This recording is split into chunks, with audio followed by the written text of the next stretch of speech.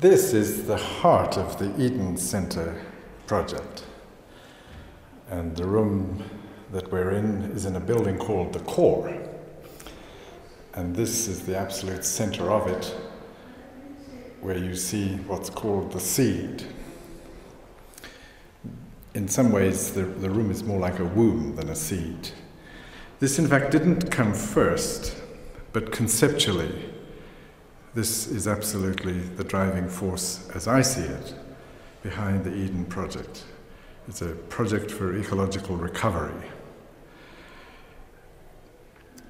My engagement with climate change and the program of Contraction and Convergence has all been about the proportionate response to climate change, and it has to be, by definition, a globally proportionate response.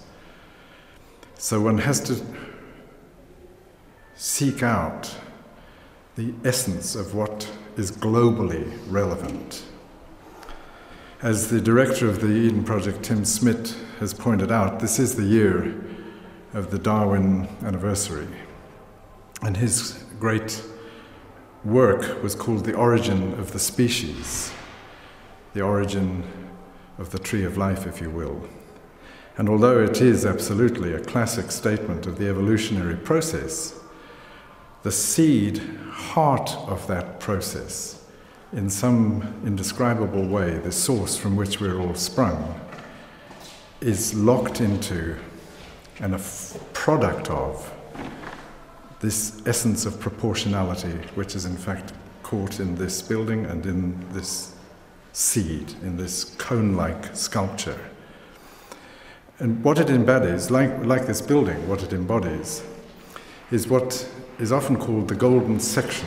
The golden section is called golden because it's the division of a whole in such a way that its proportions as fractions are perfectly harmonious with each other.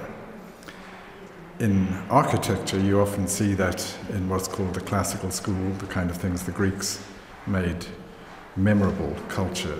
But in nature, the golden section, the Fibonacci series, is not just manifest widely, it is manifest everywhere. It is completely irreducibly the source of all creative operation.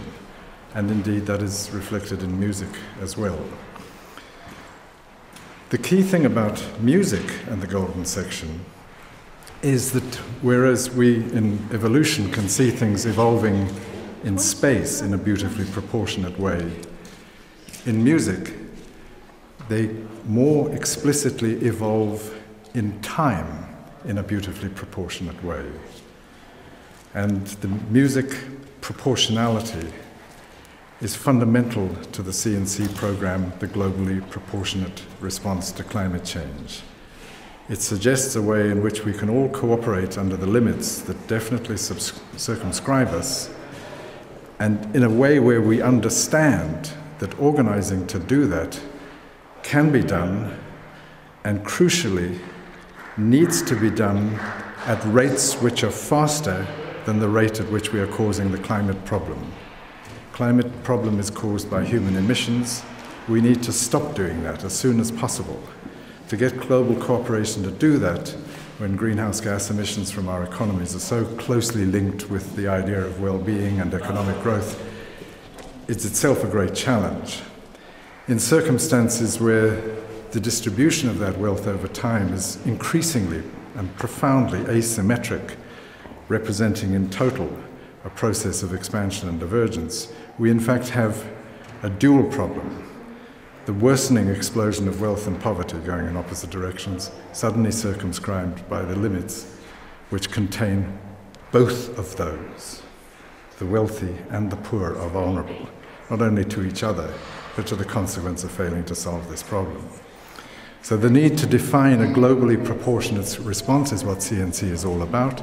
It's rooted in this Fibonacci series, this golden section proportionality, and it potentially is the only conceivable way in which we can communicate as a general truth to everybody to overcome what is in effect a double jeopardy, the asymmetric growth and the damages which they cause, in a manner which is as Nelson Mandela used to say about South Africa, based on truth and reconciliation, based on justice without vengeance.